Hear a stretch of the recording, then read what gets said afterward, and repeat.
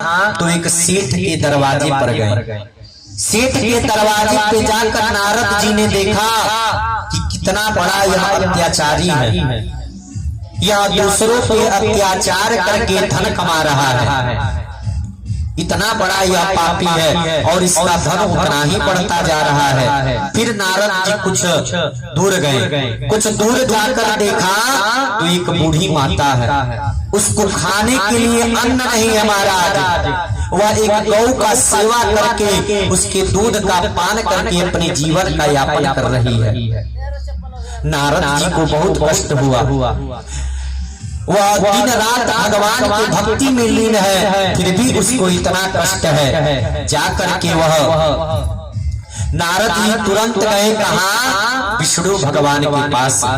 जाकर कहा महाराज इस मृत्यु लोक में क्या हो रहा है? मैंने अपने पिता के मुख से मृत्यु लोक का बहुत गुणगान सुना था।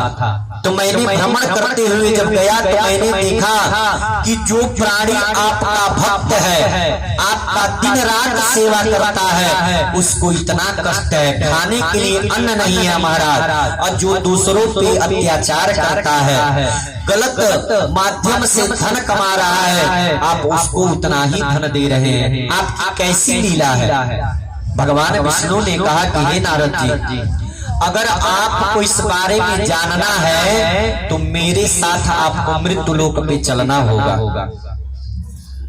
नारद जी कहे ठीक है। नारद जी और भगवान विष्णु एक महात्मा का भेष धारण किए और धारण करके भगवान विष्णु ने नारद जी से कहा सबसे पहले आप मुझे वहां ले चलिए। कहा? उस सेठ के घर पे जो अत्याचारी है। नारद जी ने कहा ठीक है। नारद जी भगवान विष्णु को लेकर उस सेठ के घर पे गए तो यह दोनों महात्मा के भेष में कहे कि हे महाराज, बहुत दिन से हम भूखे हैं, खाने के लिए कुछ अन्न मिलेगा क्या?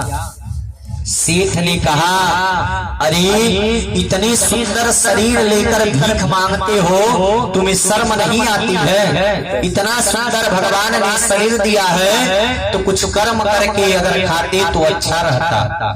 और तो नारद जी क्रोधित होने लगे, गुस्सा होने लगे कि जैसे मानो अभी तुरंत श्राप दे देंगे। लेकिन भगवान ने उन्हें समझाया, कहा ठीक है महाराज, और वहां से जाने लगे।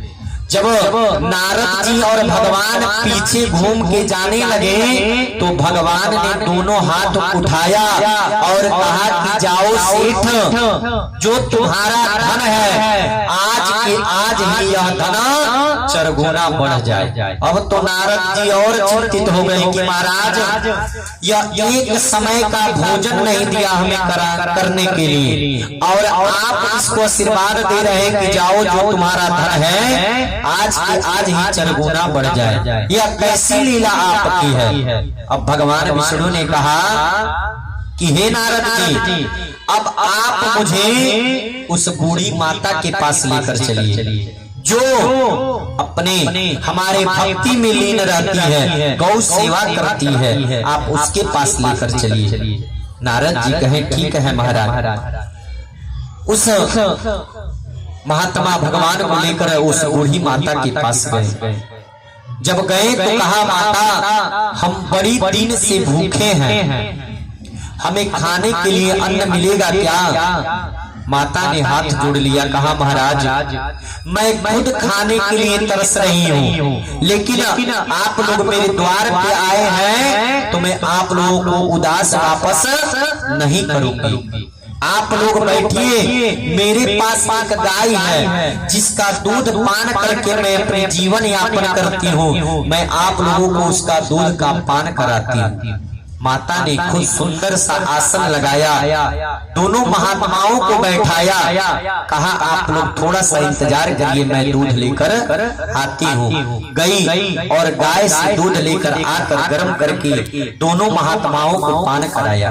नारद जी तो बहुत प्रसन्न हुए, जैसे मानिए कि उसे इतना सारा अभी का अभी वह धन दे देंगे। इतना प्रसन्न हुए, बहुत खुश हुए नारद जी। हाय रे बूढ़ी माता, कम से कम इस बूढ़ी माता ने हमें दूध तो पान कराया। भगवान ने कहा कि नारद जी हो गया, अब चला जाए। नारद जी कहे महाराज दूध का पान किए हैं, कुछ देंगे नहीं? भगवान ने कुछ नहीं कहा। भगवान नारद जी को लेकर अब जाने लगे। जब पीछे घूमे तो पीछे घूम के पुनः भगवान ने दोनों हाथ ऊपर किया और कहा कि जाओ बूढ़ी माता, जिस गौ का दूध तुमने हमें पान कराया है वह गौ आज की आज ही मर जाए। अब तो नारद जी को मानो जैसे मूर्छा आ जाएगी। नारद जी भगवान के चरणों में गिर गए। महाराज यह कैसी आपकी लीला है? जो पापी दुष्ट अत्याचार कर रहा है, हम लोगों ने उसके द्वार पे जाकर अन्न मांगा, उसने हमें अपमानित करके अपने द्वार से हटा दिया। आप उसके धन को चरगुना बढ़ा दिए। बताइए इस बूढ़ी माता का एक ही सहारा यह गैया थी, जिसके दूध को पान करके महाराज यह माता अपना जीवन यापन करती थी।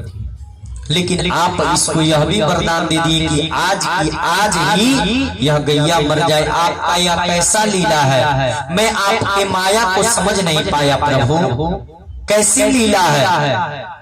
भगवान ने कहा नारद तुम जानना चाहते हो तो सुनो, मैंने सेठ को इसलिए वरदान दिया कि उसका चरगुना धन पड़े, क्योंकि वह सेठ का लालच कभी समाप्त नहीं होगा। उसकी मन की जो कामना है कभी पूर्ण नहीं होगी, और जब पूर्ण नहीं होगी तो उसका जो चिंतन रहेगा उसका धन में ही बना रहेगा।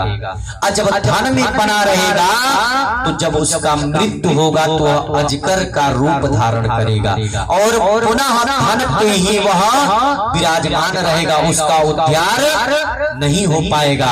और जानना चाहते हो कि इस बूढ़ी माता की गौ को हमने क्यों मरने का वरदान दिया? तो जब तक इस बूढ़ी माता का गौ मरेगी नहीं तब तक इसका जो चित्त है उस गौ से हटेगा नहीं, तो इस बूढ़ी माता का उद्धार नहीं हो सकता है।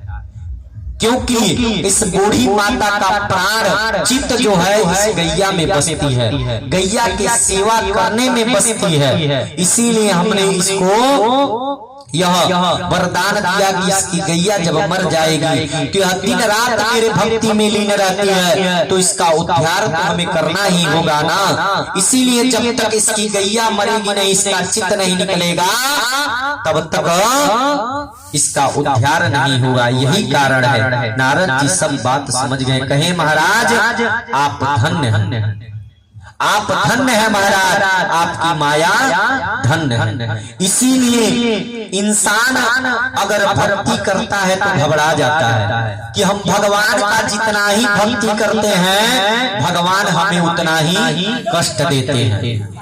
कष्ट क्यों देते हैं? अगर भक्ति करने से कष्ट आता है तो समझ लीजिए कि आपका रास्ता अब सन्मार्ग पे जा रहा है महाराज। आपका रास्ता अब भगवान की तरफ मुड़ चुका है। जो भी कठिनाइयां आ रही हैं यह सन्मार्ग पे जाने के लिए आ रही है। यही सोचना चाहिए, कभी दुख से घबराना नहीं चाहिए। दुख और सुख भाई है।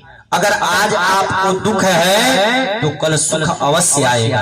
अगर आप आज सुख भोग रहे हैं तो निश्चित है कल आपको दुख भोगना पड़ेगा महाराज।